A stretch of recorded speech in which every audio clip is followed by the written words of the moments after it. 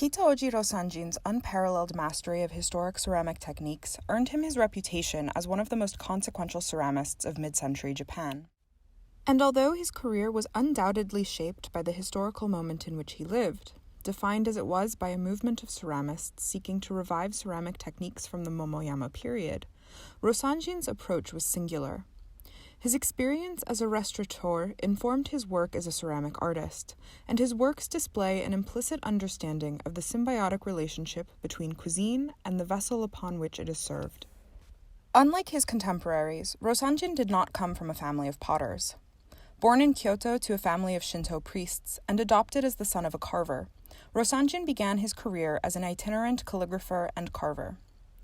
He first encountered clay when commissioned to create a wooden sign for the porcelain workshop of Suda Seika, with whom he collaborated to make porcelain wares decorated with calligraphy. It wasn't until Rosanjin founded his first dining club in Tokyo that he was inspired to return to his study of ceramics. Dissatisfied with the contemporary ceramics available to him, which he thought denied one the ability to fully appreciate the flavor of his food, Rosanjin turned to antiques.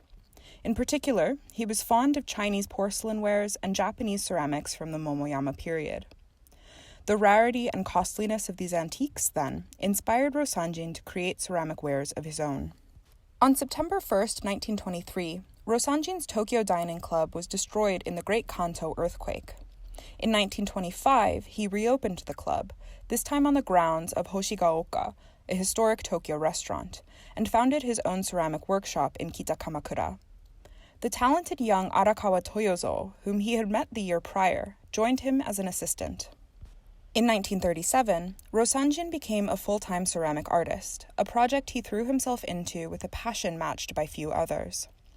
Ever a pursuer of encyclopedic knowledge, Rosanjin began building a collection of clay and glazes and learning techniques for ceramic traditions that spanned the Japanese archipelago.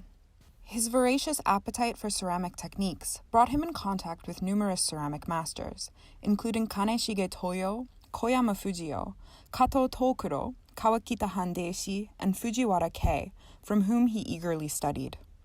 The Japanese-American designer ISAMU Noguchi was also a close friend and played a critical role introducing his ceramics to the American market. In 1954, Rosanjin himself traveled to the United States with an invitation from the Rockefeller Foundation, and then to Europe, where he met Picasso.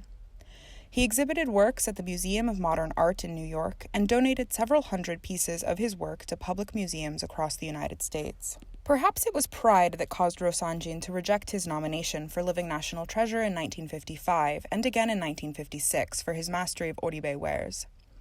Arakawa Toyozo, his former assistant, had already been designated a Living National Treasure after all.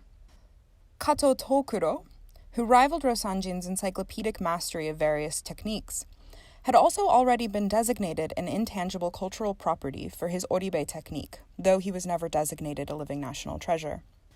But although Rosanjin spurned this historic honor, he remains one of the most sought-after artists in Japan and around the world. Join us as we explore this master's work alongside the work of his contemporaries, who served as both his mentors and his rivals, in Tradition Redefined, Rosanjin and His Rivals,